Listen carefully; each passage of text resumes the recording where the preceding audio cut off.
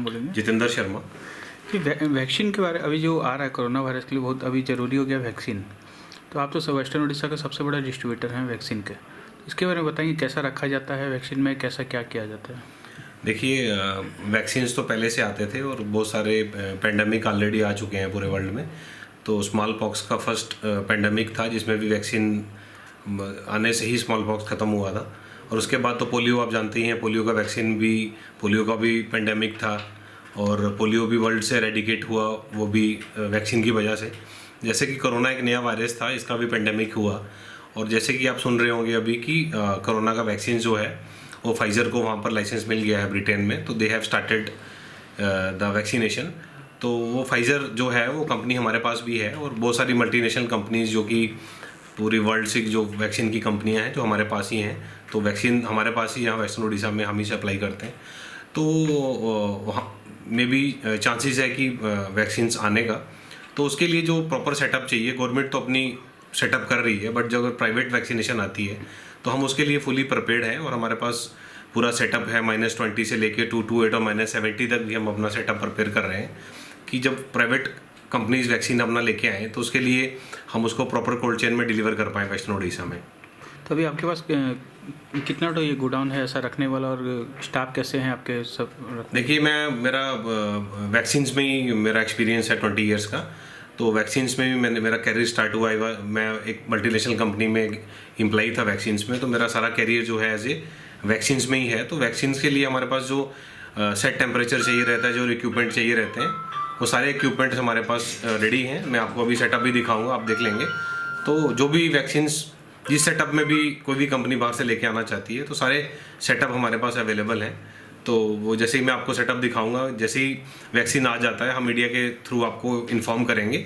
और जो भी हमारे डॉक्टर्स जो वैक्सीनेशन करते हैं, जो पीडियाट्रिशियंस हैं, जहाँ हॉस्पिटल्स हैं वेस्टर्न उड़ीसा में, जितने भी हॉस्पिटल्स जहाँ पर अवेलेबल हैं जो प्राइवेट वैक्सीनेशन करते हैं, जब अगर प्राइवेट सेटअप में वैक्सीन आता है तो हम आपको इन्फॉर्म कर देंगे, तो आप जाके वैक्सीनेशन वहाँ पे ले सकते हैं। तो ये कुछ इफेक्ट पड़ा था वैक्सीन लेने का, तो इसका कारण क्या है, आप क्या सोचते हैं। देखिए, जो मीडिया में अभी जो हाल ही हो चल रहा है कि जो फाइजर का वैक्सीन लेने के बाद कुछ लोगों को प्रॉब्लम हुआ है, वो वैक्सीन के रूटीन रिएक्शंस होते हैं। जैसे फॉर एग्जांपल कि जो फीवर, रेडनेस, स्वेलिंग, तो ये डीपीटी के टाइम पे आपको याद होगा जब आपका बच्चा छोटा होता है, डीपीटी लगाने से बच्चे को फीवर हो जाता है, रेडनेस, स्वेलिंग हो जाता है। तो ये बहुत सारे मिनिमल जो वैक्सीन के इफेक्ट होते हैं, साइड इफेक्ट होते हैं, वो रहते ही हैं। उसके लिए कोई घबराने की जरूरत नहीं है। पर लार्ज नंबर पर स्टडीज़ डिज़ाइन की जाती हैं डिफरेंट ग्रुप में। जब सबको सूटेबल होती हैं तभी एक वैक्सीन को लाइसेंस दिया जाता है। ऐसा नहीं है कि ऐसे ही वैक्सीन बिना किसी ट्रायल के आ जाती है।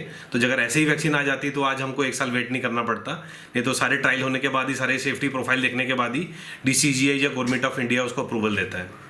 वैक्सीन आने से मतलब सबसे पहले किसको लगेगा, आप क्या सोच रहे हैं। वैक्सीन आने से किसको लगेगा मेरे को पता नहीं है, मगर मेरा जो सजेशन है वो सबसे पहले जो ओल्ड एज सीनियर सिटीजन्स हैं उनको लगना चाहिए सबसे पहले, क्योंकि उनका इम्यूनिटी डाउन। और कोरोना में आपने देखा होगा कि वो लोग ज़्यादा इफेक्ट हुए हैं जो ओल्ड एज लोग थे। नहीं तो फिर जो अपने कोविड वॉरियर्स हैं, जो पुलिस वाले हैं, जो फिर अपने पैरामेडिकल स्टाफ है, उन लोगों को सबसे पहले प्रेफरेंस दिया जाना चाहिए। यंग लोगों को कोरोना ने इतना कम इफेक्ट किया है, मैं नहीं ये बोलता हूँ कि कम यंग लोगों को नहीं लगना चाहिए, बट फर्स्ट प्रेफरेंस जो मिलना चाहिए वो कोविड वॉरियर्स और जो जितने भी आपके पैरामेडिकल स्टाफ और जो पुलिस और जो जितने भी लोग हैं सबसे पहले, और सीनियर सिटीजन लोगों को ही मिलना चाहिए। ये देखिए, जो हमारा जो कोल्ड रूम है, ये आप देखेंगे यहाँ टेम्परेचर इंडिकेटर लगा हुआ है। इसके अंदर में पूरा ही वैक्सीन रहता है, क्योंकि बल्क है, हम इसको बार बार नहीं खोलते हैं। तो दिस इज द हमारे पास कोल्ड रूम है जिसके अंदर हम सारी वैक्सीन मेंटेन करते हैं। ये 2 to 8 डिग्री टेम्परेचर मेंटेन करता है। अगर मैं आपको दिखाऊं तो ये -20 है, और देखिए ये -25 टेम्परेचर चल रहा है आपका। मिनिमम -20 में हमको ये मेंटेन करना पड़ता है। आप देखेंगे जैसे ये पोलियो वैक्सीन है, ये पोलियो वैक्सीन है, तो इसके अंदर में आप देखोगे हमको -20 मेंटेन करना पड़ता है। आप इसका VBM देखेंगे जगह, तो ये वाइट है। अगर ये -20 से नीचे जाएगा तो ये ब्लैक हो जाएगा, हमको वैक्सीन डिस्कार्ड करना पड़ेगा। तो इसलिए इसको पूरा -20 में, देखिए वैक्सीन पूरा फ्रीज है, अभी -20 में है, तो इसको -20 में रखना पड़ता है। अगर ये टेम्परेचर इसका नीचे चला गया तो ये VBM जो है इसका वैक्सीन वाइल मॉनिटर जो है ये ब्लैक हो जाएगा और ये वैक्सीन हमको डिस्कार्ड करना पड़ेगा।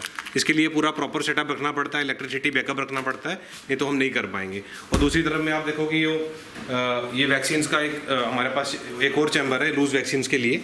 ये लूज वैक्सीन सारी इसमें रहती हैं तो 2 to 8 में, क्योंकि बड़े चैम्बर से हर वैक्सीन निकालना, बार बार उसको खोलना बहुत मुश्किल हो जाता है। तो देखिए इसका अभी 2 to 8 डिग्री टेम्परेचर चाहिए इसका, तो इसका अभी 7 डिग्री टेम्परेचर चल रहा है, तो ये 2 to 8 के बीच में ही मेंटेन करता है। बाकी हमने एक्स्ट्रा बैकअप भी यहाँ पे रखा हुआ, कभी फ्रिज कोई ख़राब हो जाते हैं तो वैसे ही हमने एक्स्ट्रा बैकअप लगा के रखा है एनी टाइम। और ये वैक्सीन कैरियर बैग हैं जिसमें हम वैक्सीन सप्लाई करते हैं। ये सारे वैक्सीन कैरियर बैग जो है स्पेशली डिज़ाइन होके आते हैं, जो कि 24 आवर इसमें वैक्सीन रह सकता है। तो बाकी के सोल का पेटी जो आता है इसमें हम सारे वैक्सीन अवेलेबल होते हैं और सारे वैक्सीन इसमें जाते हैं। और हाँ, इसमें ये कूलेंट लगाने पड़ते हैं, जैसे हमारे ये फ्रीज कूलेंट होते हैं, इसको डालने के बाद यहाँ इसके रेशो होती है, रेशो डालने के बाद वैक्सीन डाल के कितने घंटे तक पड़ता है? ये पूरा 72 आवर्स तक इसका बैकअप रहता है। तो किसी भी वैष्णो उड़ीसा में कहीं भी हम 72 आवर्स तक वैक्सीन सप्लाई कर सकते हैं। कोई भी ले सकता है इमरजेंसी के? हाँ, ये हम नहीं दे सकते, हम तो ये होलसेल में हमारा तो डिस्ट्रीब्यूशन है। कोई भी मतलब किसी मेडिकल केस, हाँ, मेडिकल केस में कोई भी लेके जा सकता है, कर सकता है। हाँ, तो 72 आवर काम 72 आवर्स वैक्सीन इसमें पूरा मेंटेन रहता है। Thank you.